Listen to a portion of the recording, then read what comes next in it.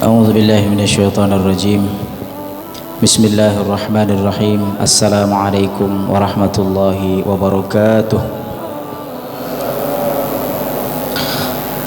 إن الحمد لله نحمده ونستعينه ونستغفره ونعوذ بالله من شرور أنفسنا ومن سيئات أعمالنا. أشهد أن لا إله إلا الله وأشهد أن محمدا عبده ورسوله لا نبي ورسول بعده. اللهم صل وسلم على سيدنا محمد نبي الأميين وعلى آله وأصحابه وبارك وسلم أجمعين. Jadi yang pertama tadi yang fardu, yang wajib, yang kedua hudud, ya, batasan, yang ketiga yang haram. Jadi yang wajib tadi jangan disepelekan, ya dak? Yang hudud tadi jangan diterjang, ya, jangan didekati, jangan dilewati. Yang haram jangan pernah dilanggar.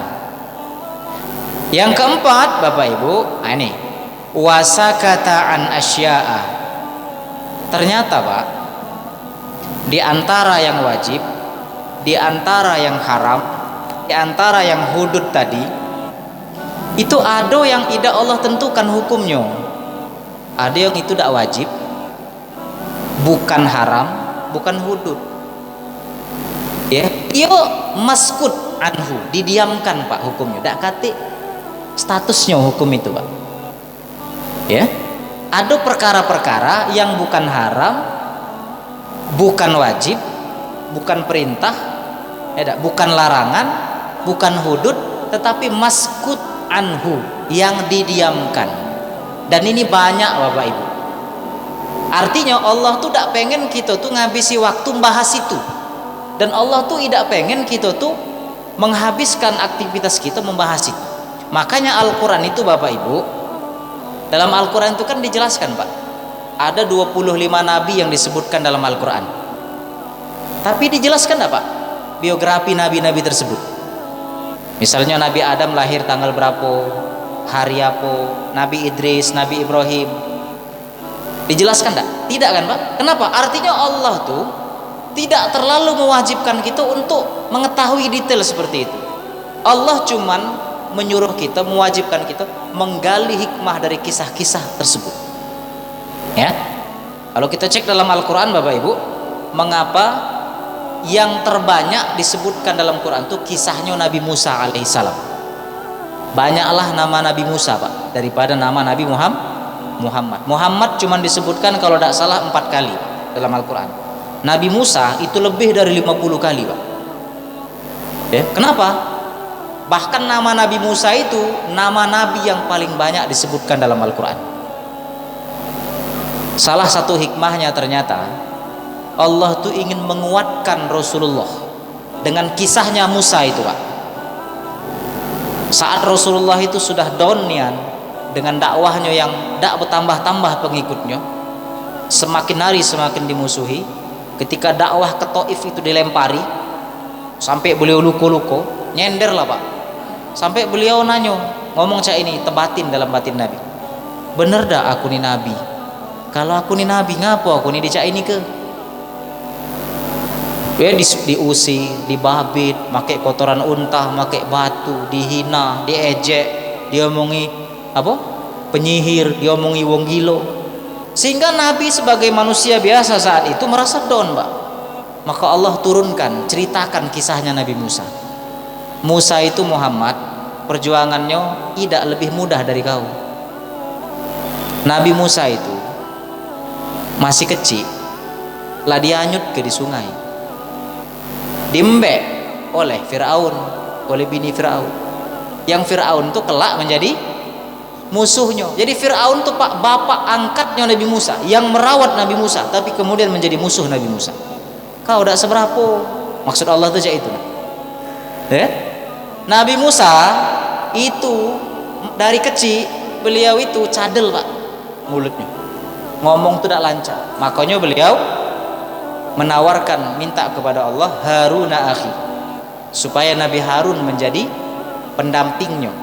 Jadi mulut Nabi Musa itu tidak bisa lancar ngomong. Sedangkan Muhammad fasih luar biasa mulut. Kata Allah tuh, kau nak down, kau tuh dikasih kemampuan lebih daripada itu. Jadi kisah-kisah Nabi itu, terutama Nabi Musa, itu berfungsi menguatkan basirah dan batinnya Rasulullah SAW. Nah, selebih itu Pak, yang tidak diceritakan ke dalam Quran, tidak usah pening-pening nak gitu cari tahu itu. Karena Al-Quran itu bukan ensiklopedi. Yang dijelaskan cukup, yang tidak, kalau kita pengen tahu oke. Tidak, tapi tidak usah nak mati-matian gini. Misal, Ustaz, ketika Nabi Adam turun dari surga, itu kaki kanan dulu apa kaki kiri dulu? Gunanya apa lah kira-kira? Nambah iman, nambah tidak? Artinya Pak, Allah tuh tidak pengen Ustaz, dinosaurus dulu apa Nabi Adam dulu? Ustaz, apa hukumnya berkorban dengan daging dinosaurus? Ini pertanyaan-pertanyaan yang kemudian akan menyulitkan bagi orang-orang yang bertanya. Habis ya? Jam berapa menit lagi? Berapa menit? 3 menit lagi ya. Oke. Jadi Bapak Ibu, perkara-perkara yang didiamkan itu ya, sengaja memang tidak dibahas supaya tidak menyulitkan kita. Dan itu banyak sekali Bapak Ibu. Ya, hal-hal yang menyulitkan. Misalnya Allah cuman mengatakan Allah itu berkuasa atas segala sesuatu. Lalu timbullah pertanyaan filsafat. Ustaz, kan Allah tuh berkuasa atas segala sesuatu. Allah tuh maha kuat. Bisa tak Allah menciptakan sesuatu yang sesuatu itu ditentukan Allah tidak bisa diangkat oleh Allah? Paham tak maksudnya Pak? Allah tuh kan berkuasa Pak, maha kuat, maha besar, maha agung. Bisa tak Allah menciptakan sesuatu yang tidak bisa diangkat oleh Allah?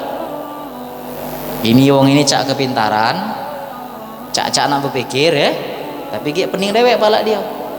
Ujung-ujungnya sholat tidak lagi. Ini Pak, mahasiswa kami Pak, baru 1 semester belajar filsafat, ladak sholat lagi ya tak? Ini sama caranya ya.